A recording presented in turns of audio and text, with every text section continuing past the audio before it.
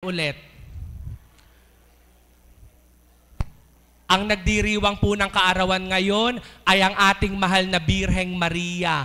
Si Mama Mary po. Umaawit po ng happy birthday. Kanya-kanya po tayo. Isang tinig po. Sama-sama po nating awitan ng buong galak, buong sigla, at buong saya ng happy birthday ang ating mahal na ina. Tayo pong lahat.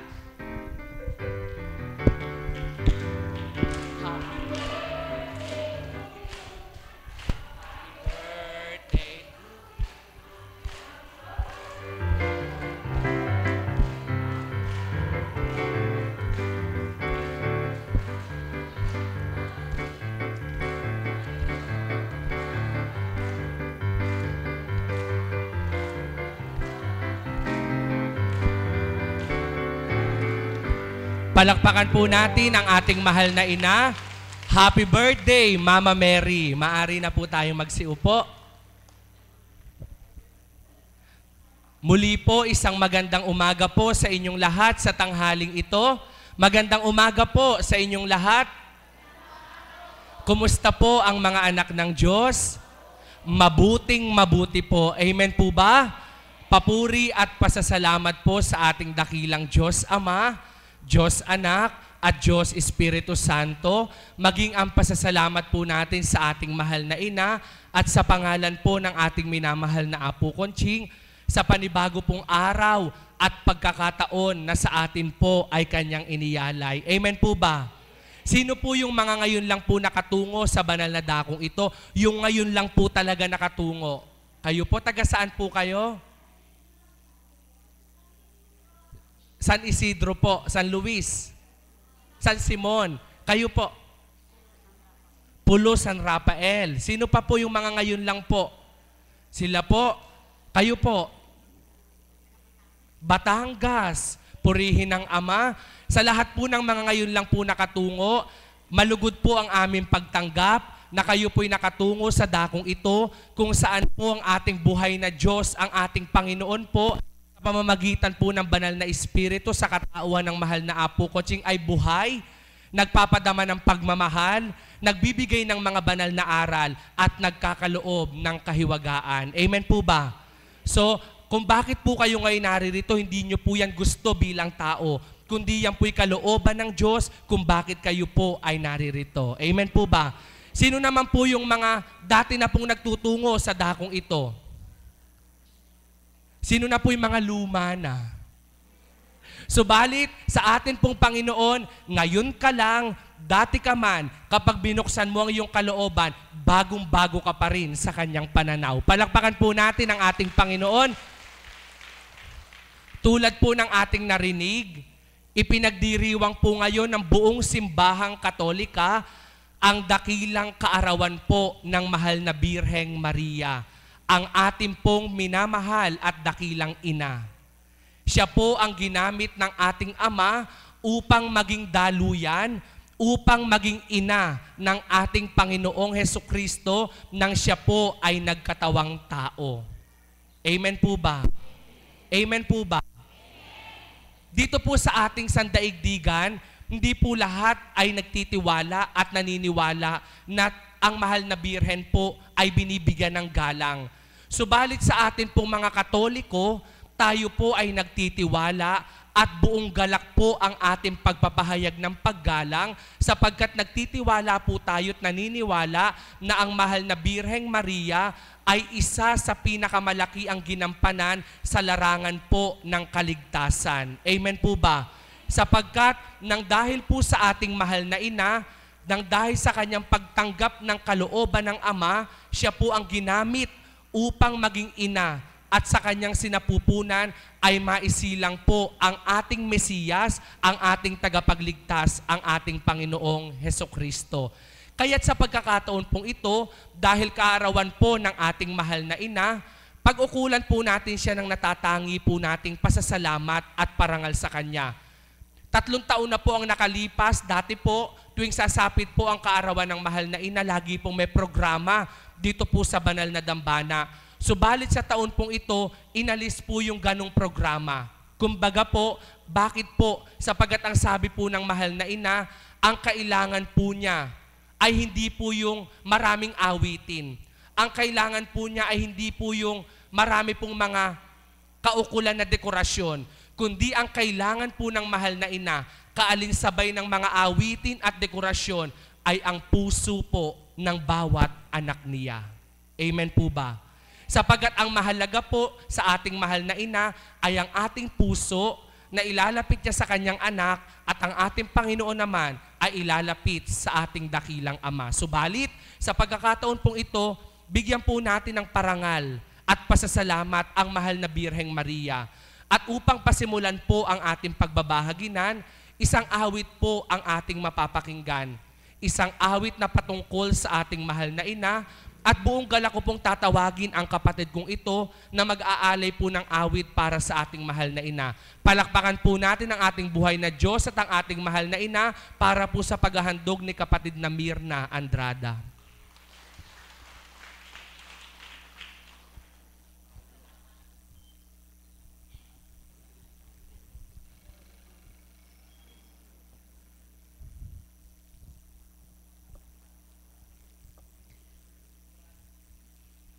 Purihin, dakilain at pasalamatan ang ating dakilang Ama, ang bugtong mong anak, Panginoong Hesukristo, at ang aming dakilang ina na nagdiriwang ng kaarawan sa araw na ito. Maligayang kaarawan, mahal na ina, naririto po kaming mga anak mo, kami po'y tunghayan mo, kami po'y dinggin mo, naway malugod ka sa bawat pag-aalay namin sa iyo. Amen. Nais po naming mag-alay ng awitin sa ating mahal na ina.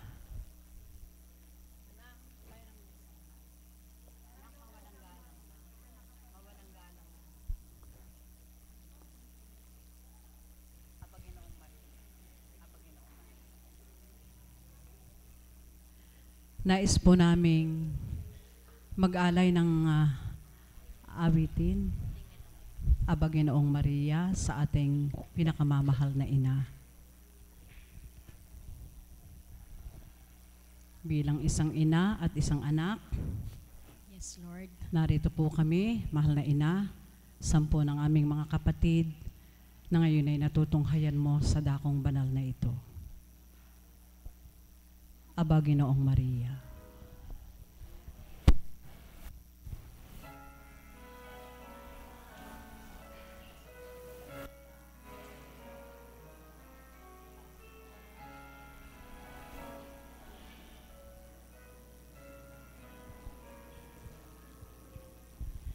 Aba Ginoong Maria,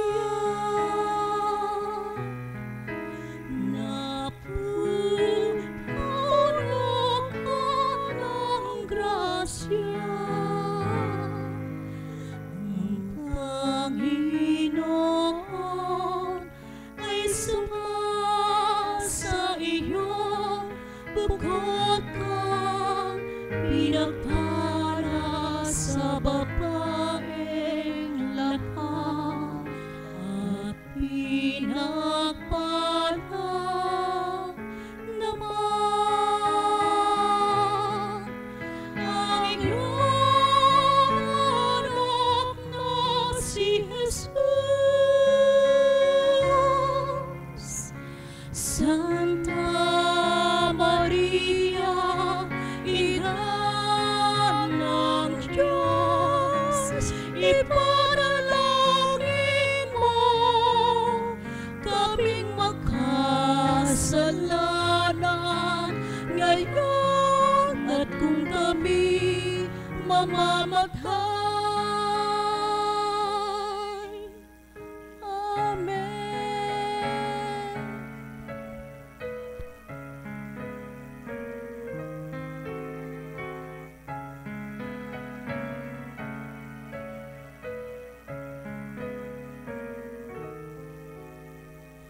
Aba Ginoong Maria,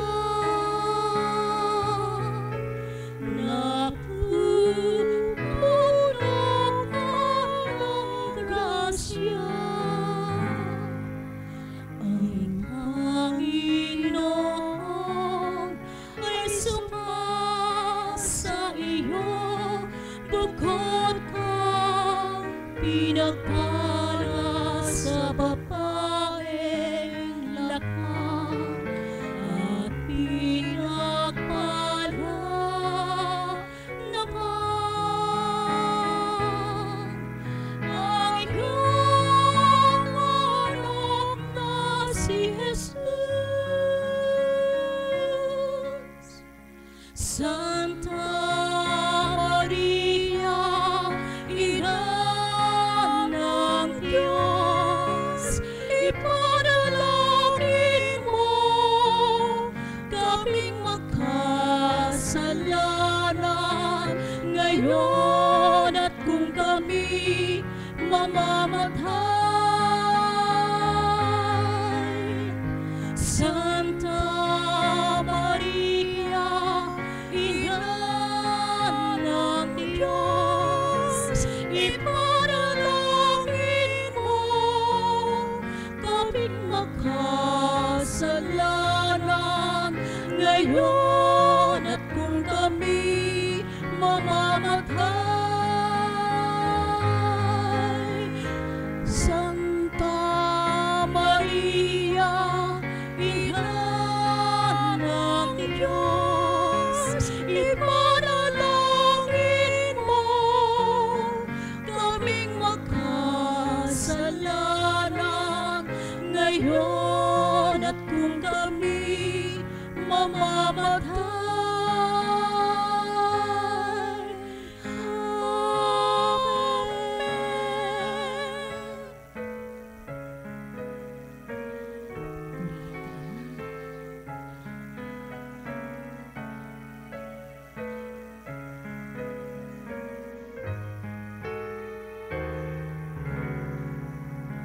Happy birthday, Mama Mary. Nawa ay Maraming salamat po, mahal na ina. Maligayang kaarawan po. Amen. nawa po ay patuloy niyo kaming idulog sa iyong anak na si Jesucristo. Nang sa gayon, ang pagtitibay ay tuwirang makamtan ng mga anak mo sa pagkabatid mo ang mga pinagdaraanan ng bawat isa. Mahal na ina, ito po ang aming samot dalangin sa iyo.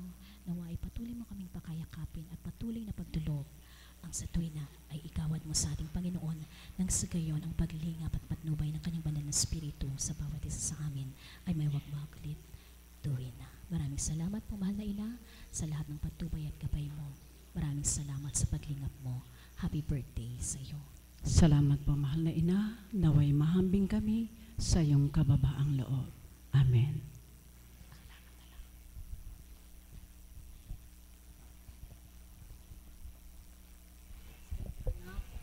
Maraming salamat po mga mahal na kapatid sa inyo pong hinandog at inalay na awit para po sa ating mahal na ina. Naramdaman niyo po ba yung katapatan ng puso ng pag-aalay sa mahal na ina? Amen.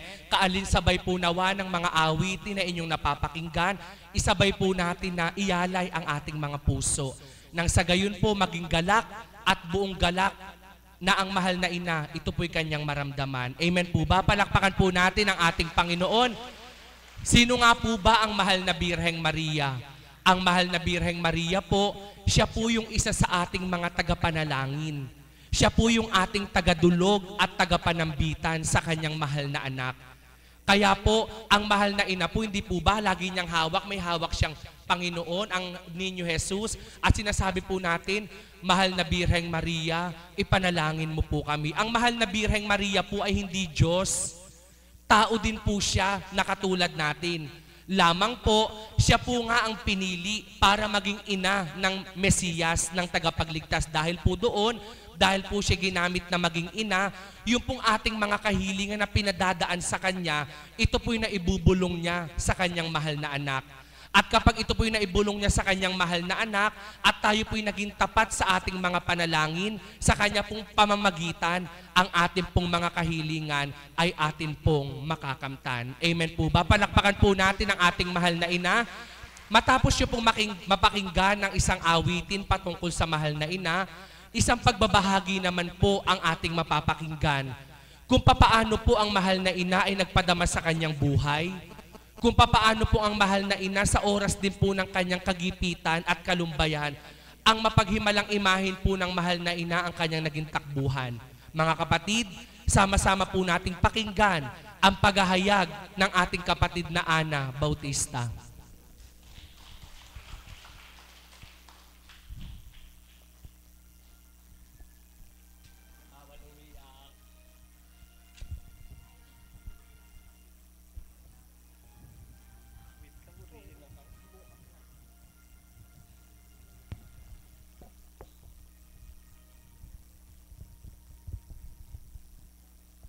Magandang umaga po sa inyong lahat.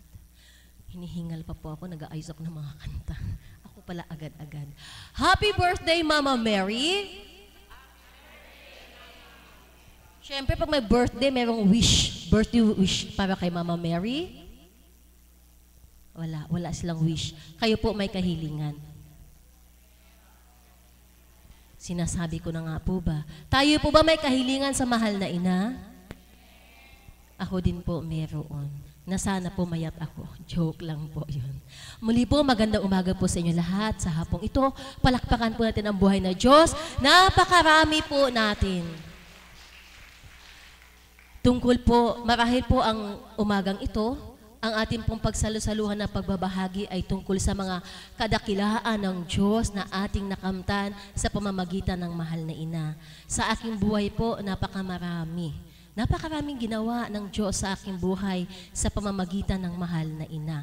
Bagamat kung pagmamasdan niyo ako, sasabihin niyo isang lingkod ako, pero ang isang lingkod po, hindi po ligtas sa mga pagdalisay. Kung minsan nga po, Sargo sa gunson, dapi-dapiton. Yun po bang hindi pa tapos ang isa, ayan na naman. Hindi pa tapos yung pangalawa, may pangatlo, may pang-apat, may pang-5. At kung wala po ang Panginoong Diyos, wala ang mahal na bire na akin natatakbuhan, talaga pong sasabihin mo, ayoko na. Suko na ako. Kasi, ba't ganito? Marami kang magiging katanungan sa buhay. Subalit salamat sa ating Ama. Meron tayong Panginoong Diyos. Meron tayong natatakbuhan. Ang dakong ito, ang mahal na Apo Kunching. At nariyan ang mahal na ina na sa bawat sandali ay nakahandang sumaklolo sa ating buhay. Amen po ba yun? Ilan po sa aking karanasan sa mahal na Birhen, ilan lang po yung mga matitinding karanasan po. Dahil nga po, isang lingkod na ako, at nung simulain po na ako ay naglingkod sa ating Panginoon, katulad po na unang sinabi ko, talaga pong patong-patong ang pinagdaanan kong mga pagdalisay. Ito po ay iba't ibang uri ng karamdaman.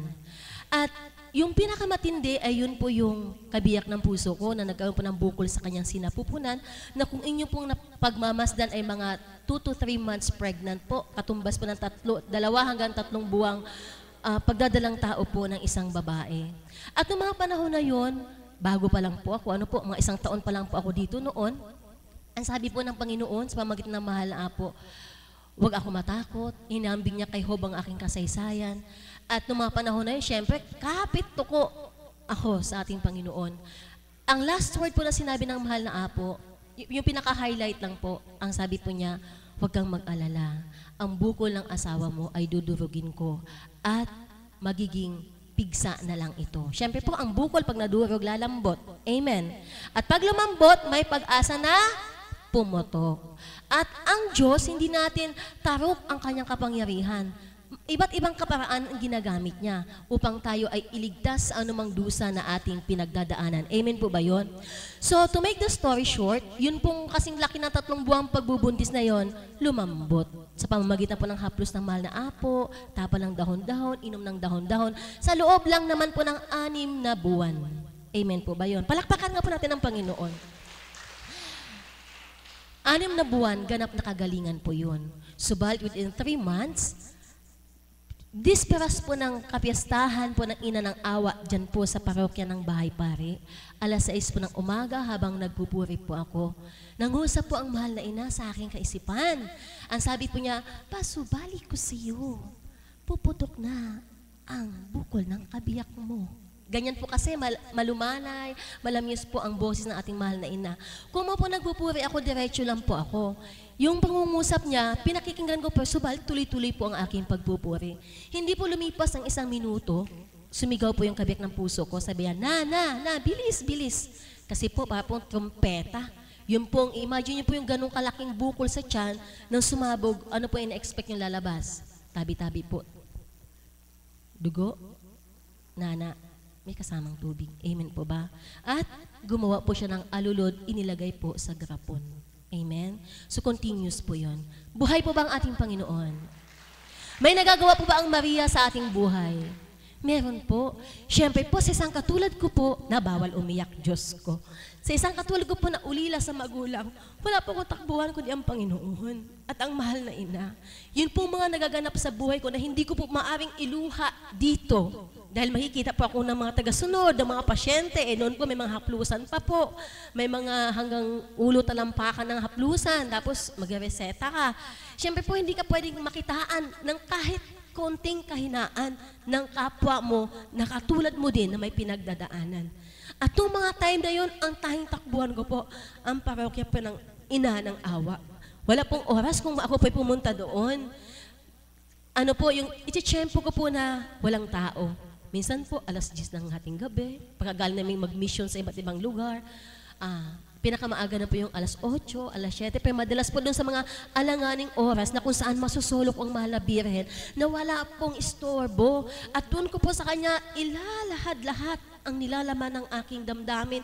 Kung nasasaktan ako, kung masaya ako, kung napapagod ako, kung ano yung damdamin ko, iniiyak ko po yun sa kanya. Pero alam niyo po, napakabuti ng Panginoon. Hindi man po nakita ng mga kapwa ko pasyente, nang dumadako dito na kami din po mga lingkod, may mga dapi-dapito na pinagdadaanan. Alam niyo po, kapag dumaloy ang mahal na ina sa mahal na apo, sapul na sapul na sapul po ako. Amen po ba? Noon po, maliit pa lang pong adoration, ito pa lang pong portion na ito. Niyakap po ako ng mahal na apo. Inawitan po ako ng mahal na ina sa pamamagitan niya. At lahat po ng inilahad ko sa mahal na ina, sa dambana po ng ina ng awa, sinabi lahat ng mahal na apo sa akin. Naku po mga kapatid, maniwala po kayo, yung sipon ko, yung luha ko, lahat po yan naghalo. Lalo po ako humagulhol. Bakit po? Sapagkat pinakinggan pala ako ng mahal na ina. Amen po ba? Ang tanong po, lahat po ba ng kahilingan ko sa mahal na ina ibinigay o hindi? Lahat po na nakabubuti sa akin, ibinigay po niya. Sa pamamagitan niya, dininig ng Diyos ang aking mga kahilingan. Hindi po ako binigo. Mahaba mang proseso ang aking pinagdaanan, subalit hindi ako binitawan ng mahal na ina. At hindi ako binitawan ng ating Panginoon. Lalong hindi ako binitawan na kinalugdan ng ating Ama, ang ating mahal na Apo Kunching. Kasama ko po siya, maging ang mga kapwa ko alagad na dumudulog para sa aking kalayaan at kaligtasan. Amen po ba? Kasi po noon, ang mga pagsubok po sa amin, ang pagdalisay, nagsisimula sa anak, ay buong pamilya, anak, asawa, kabuhayan, winawalis, at pagkatapos, itinindig muli ng ating Panginoon. Yun po bang gaano kasaklap yung asawa mo nakaratay, yung isa mo yung anak nakaratay, yung isa mo yung anak may sakit, tapos tuwing gising mo, yung mga biik mo, isa-isang namamatay. Ano pong gagawin nyo doon? Magagalak po ba kayo doon? Tapos nakademanda yung asawa mo, nakaratay na nga, nakademanda pa. Ay, aro Diyos ko po. Itanungin nyo po kung ilang taon lang po ako noon. 26 years old po, ganun po katindi yung hinaharap ko. Kung walang Diyos, kung walang Apo Kunching, kung walang mahal na ina, baka namatay na din po ako. Amen po ba? Baka nagbigti na din po ako. Subalit, salamat sa Ama, salamat sa Panginoong Hesus, salamat sa mahal na ina. Pinahintulutan na maganap yun sapagkat ako po pala ay ilalagay doon sa pagre-reseta. Lahat po na mga iba't ibang uri sakit sa balat, mga karamdaman sa katawan, pinadana sa amin. Kami po, ako, asawa ko, mga anak ko, niluto muna ng mainam sa mga dahon-dahon na iyan at sa mga iba't ibang pangbanyos. Sa awa ng Diyos, tingnan nyo nga, may napahamak ba sa amin? Wala. Ang asawa ko po, sa ngayon po, isang cups. At ako naman po, ito po, malusog sa inyong harapan. Amen po ba? Palakpakan natin ang Panginoon. Salamat sa mahal na ina. Isang kaganapan din po sa buhay ko, 2010. Siyempre po, kasinungalingan naman po kung hindi ko sasabihin na sa buhay mag-asawa ko, minsan dumadaan kayo sa isang sinasabi po bang krisis. Amen? Nag-i-amen si Nanay Lucy. Ewan ko lang po. Alam ko po dalaga si Nanay Lucy. Pero sa amin po may asawa, ako po, dumaan po sa isang matinding krisis. Pagkatapos po ng mga bukol-bukol na iba't ibang uring sakit, isang pagdalisay naman po, dumaan po sa isang matinding krisis yung pagsasama namin mag-asawa. Amen po ba? At dumating sa punto na kailangan ko na magdesisyon, maglingkod sa Panginoong Diyos o kilalanin ko muna aking sarili, baka 10 sungay ang nakapatong sa aking pagkatao. Hindi po pwede magsinungaling. Ano po? Dumating sa punto na sabi ng Panginoon, oh, sige, palayain kita. Malaya naman po ako at kumampay nga po ako papuntang Maynila. Mahal pa din ako ng Diyos, mahal pa din ako ng mahal na ina. Binigyan naman po niya ako ng mga taong kukuprop sa akin at nagbigay ng trabaho. So sa madaling salita po, nagkaroon akong trabaho sa Maynila, pero syempre, iba ang buhay Maynila, iba ang buhay naglilingkod sa Panginoon. Kahit na kumikita ka, wala kang peace of mind. Kahit na kung ano mo yun na ano mo, wala. Kasi ang kapayapaan at kagalakan nasa Panginoon. Noong mga time na yon, sabi ko po, tuwing papasok ako, bago ako papasok sa trabaho, mayroon po ng imahe ng Our Lady of Manawag, doon po sa ground floor. Plus po ako, sabi ko po, mahal na ina, parang hindi ko na yata kaya. Tulungan mo po ako na makita ko ang aking mga anak. Ayan. Siyempre po, may crisis yung kami mag-asawa. Kumbaga, may LQ kami. In other words po. Araw-araw po yun. Pero kay buti ng Diyos, hindi lang po ipinahintulot ng Panginoon sa pamamagitan ng mahal na ina na magkita kami ng anak ko. Same break po, October po yun, 2010. Ibinigay po ng Ama ang mga anak ko sa akin. Same break, kasama ko po sila. Kasama ko silang pumapasok sa trabaho. Salamat sa mahal na ina. Palakpakan natin ang buhay na Diyos. Siyempre po, pagka ang isang lingkod nagkasala at nagkamali ng desisyon sa buhay, hindi mo po maramdaman ang Diyos. Hindi ko po naramdaman noon ang Panginoon na dinidinig niya ako o nangungusap sa akin. Hindi po. Kaya sabi ko, mahal na ina, hindi na po ako pinapansin ni Lord. Ano po, tulungan mo po ako. Kaya, yun po una kong kahilingan sa Our Lady of Manawag. Imahay lang po niya, pero nasa Maynila po. Ibinigay niya. Hindi lang doon sa makita, ipinagkaloob pa po ng Panginoon sa pamamagitan ng mahal na ina na makasama ko ang aking anak. Humiling ulit ako, tuwing umaga bago papasok. Sabi ko, mahal na ina, salamat po, nakasama ko po yung mga anak ko. Masaya po ako. At hindi lang po nakita, hindi lang po isang araw, isang buong semestral break nakasama ko yung mga anak ko. Sabi ko, sa Pasko po, gusto ko po makasama ang buong pamilya ko. Hiniling ko po yon kay buti ng Ama, kay dakila niya, sa pamamagitan ng mahal na ina. Hindi lang po nakapiling. Inalis po niya ang LQ, binuo po niya kami. Nabuo po ang aming pamilya. Palakpakan po natin ang buhay ng Diyos. And from then on, mula nung Pasko na yon, nakasama ko buong pamilya ko, namasyal kami, katulad ng pangarap ko sa mga nakikita ko na buong pamilya na mamasyal pag Saturdays and Sundays, ibinigay ng Panginoon Diyos yon sa pamamagitan ng mahal na ina. Mula noon hanggang ngayon, nadagdagan pa po. Mayroon na po. Kaya po ako tumaba na ganito, may biyaya pa po si Lord sa pamamagitan ng mahal na ina na kami buuin niya. Amen po ba? Mayroon po ako ngayong 1-year-old na baby boy na biyaya ng Panginoong Diyos sa amin. At kung tatanungin niyo ako, wala na bang pinagdadaanan ng isang katulad ko? Meron po. Katulad po ng sinabi ko sa inyo, kapag ang pakiramdam ninyo, hindi kaya ng power ninyo na hindi agad-agad, yung pakiramdam niyo parang ang hina ko kay Lord. Yung pakiramdam po ba natin ganon?